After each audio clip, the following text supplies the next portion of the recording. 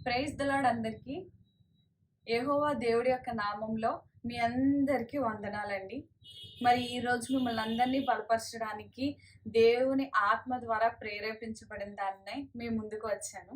ఈరోజు మరి ఏం మాట్లాడాలి నేను అనుకుంటున్నానంటే, మరి ఆ పరిశుద్ధ ఆత్మ పొందుకున్న తర్వాత అపోస్తులు ఎలా పని చేశారంటే, అసలు వారు ఏం చేస్తున్నారో వారికి తెలియకుండా పరిశుద్ధాత్మ నడిపింపు ద్వారా యేసయ్య ముందే చెప్పారండి. పరిశుద్ధాత్మ మీ మీ మధ్యకు వస్తది. నేనెళ్ళడం మంచిదే.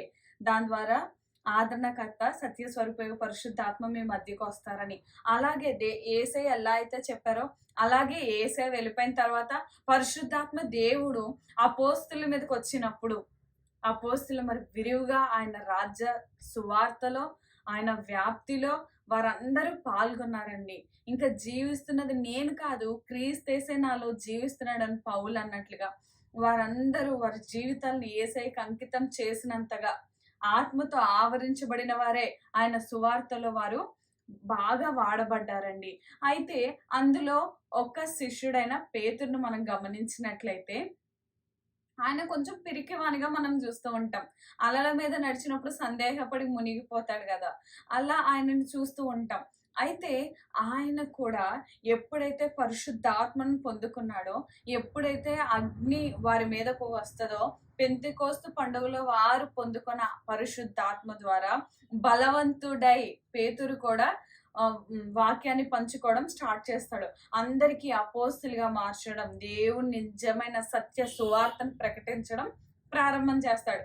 అయితే మనము వాక్యంలోనికి వెళ్ళినట్లయితే అపోస్తుల గ్రంథము 2వ అధ్యాయము 38వ వచనం నుంచి చూస్తున్నట్లయితే అక్కడ ఏం మాట్లాడుతున్నాడంటే, పేతురు అసలు మారు మనసు ఎలా పొందాలి, అసలు మారు మనస్సు దేనికి, పాపాల నుంచి క్షమించబడడానికి అని చెప్పి, రక్షణ ముందు పొందుకోవాలని చెప్పి, రక్షణ ఎందుకు పొందుకోవాలంటే పరిశుద్ధాత్మ అప్పుడే మనకు వస్తుందని చాలా చక్కగా వివరంగా రాసుకుంటూ వచ్చాడనమాట. అయితే ఇప్పుడు పరిశుద్ధాత్మను పొందుకున్నాం, రక్షణ కూడా పొందుకున్నాం. అయితే ఇప్పుడు నెక్స్ట్ ఇంకా ఇంకా ఏంటి ఫర్దర్‌గా అసలు ఏంటి కంటిన్యూషన్ మన లైఫ్‌కి? చాలా మంది ఏమనుకుంటారంటే, పరలోక రాజ్యం వెళ్ళాలంటే రక్షణ పొందుకుంటే చాలు, ఇంకా ఎలా అయినా బ్రతకచ్చు అని చాలా మంది అనుకుంటారండి. అప్పటి వరకు చాలా ఒబీడియంట్‌గా, చాలా క్రమశిక్షణతో ఆయన బాప్తిస్మం అనేది తీసుకుంటారు.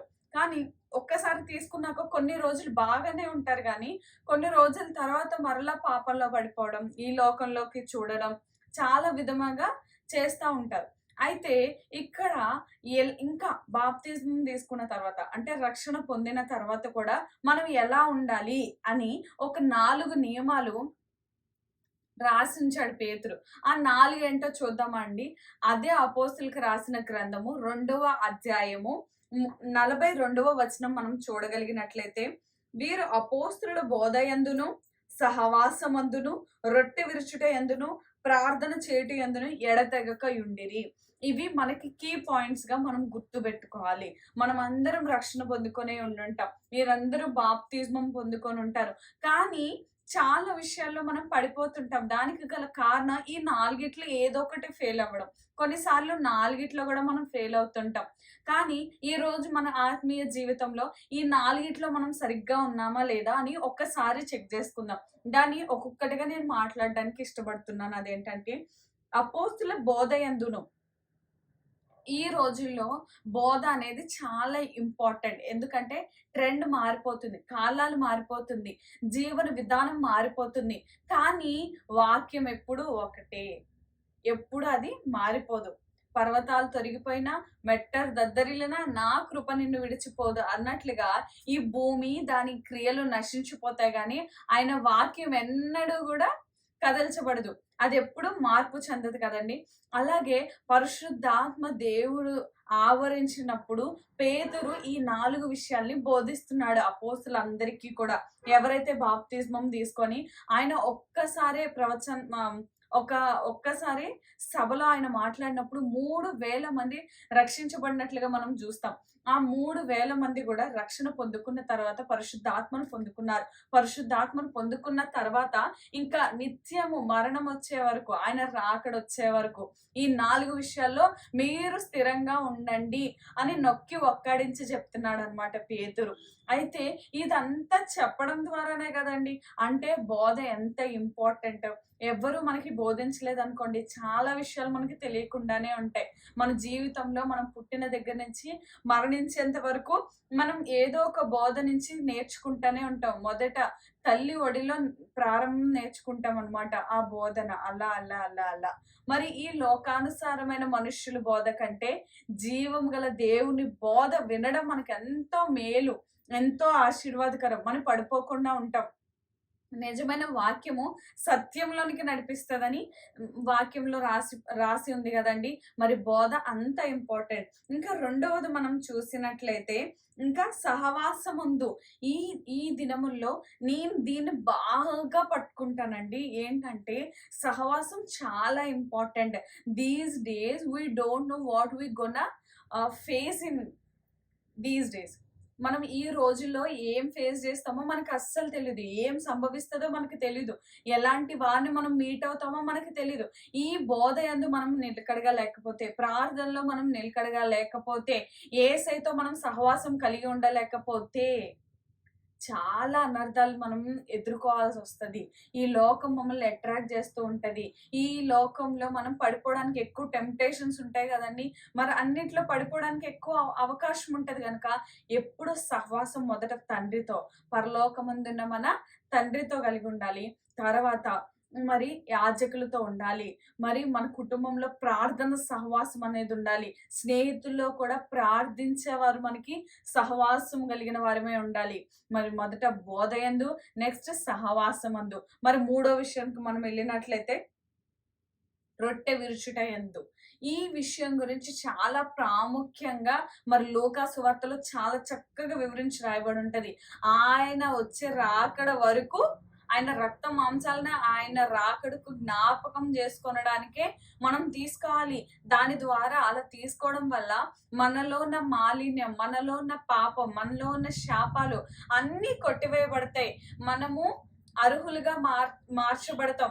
రక్షణని కాపాడుకొనగలుగుతాం. అనేకమైన కృపావరాలను మనము కాపాడుకోగలుగుతాం.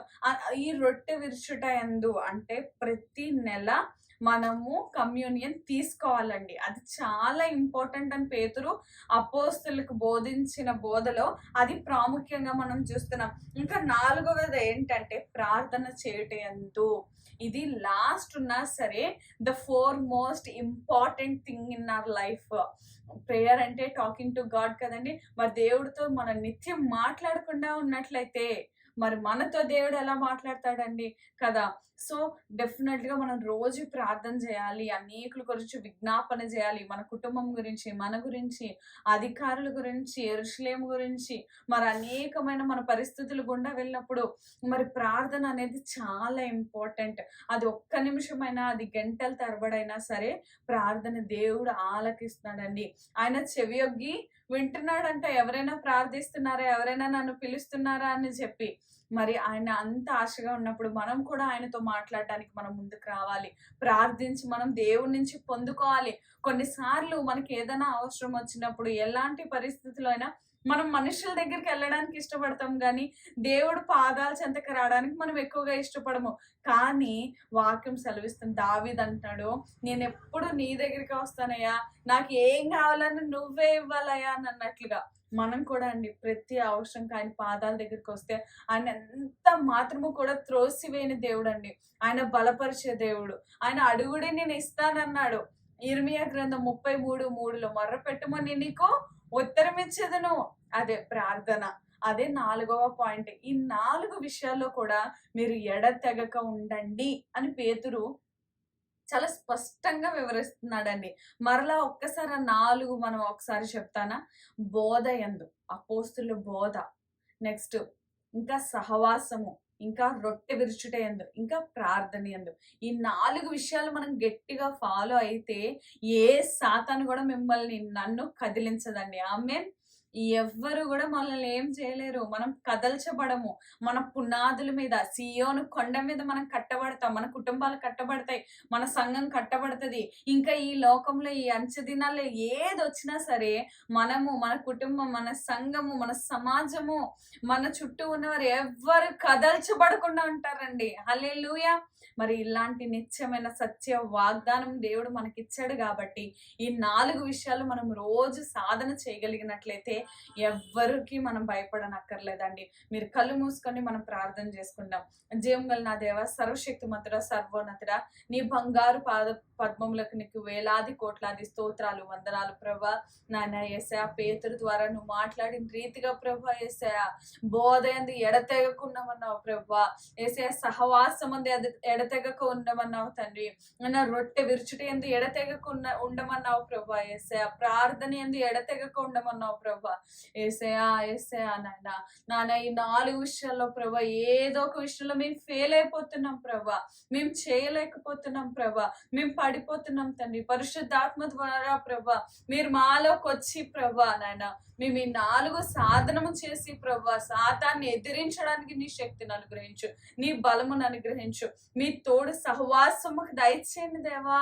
యేసయ్య, అట్టి కృపను దయచేయండి ప్రభా. యేసయ్య, నీకు వందనాలు వందనాలు నాయన. యేసయ్య, నీ వాక్యం నాయన మా వినికుడిలో దీవించినట్లుగా, ఫలించినట్లుగా, మంచి నేలను పడిన విత్తనము వలె ఫలించడానికి ప్రభా, ఆన్లైన్ ద్వారా వీక్షిస్తున్న ప్రతి బిడ్డ హృదయం తాకబడినట్లుగా ప్రభా, ఈ 4 నక్షలను మా హృదయాల్లో, మా జీవితాల్లో అలవరుచుకోవడానికి నీ కృప చూపించి సహాయం చేయమని త్వరగా రానైన నజరుడైన క్రీస్తు నామములో ప్రార్థించి బ్రతిమాలి వేడుకొంచున్నాం తండ్రి. ఆమేన్. మిమ్మల్ని, మీ కుటుంబాల్ని దేవుడు బహుగా దీవించును గాక. ఆమేన్. హల్లెలూయా, హల్లెలూయా.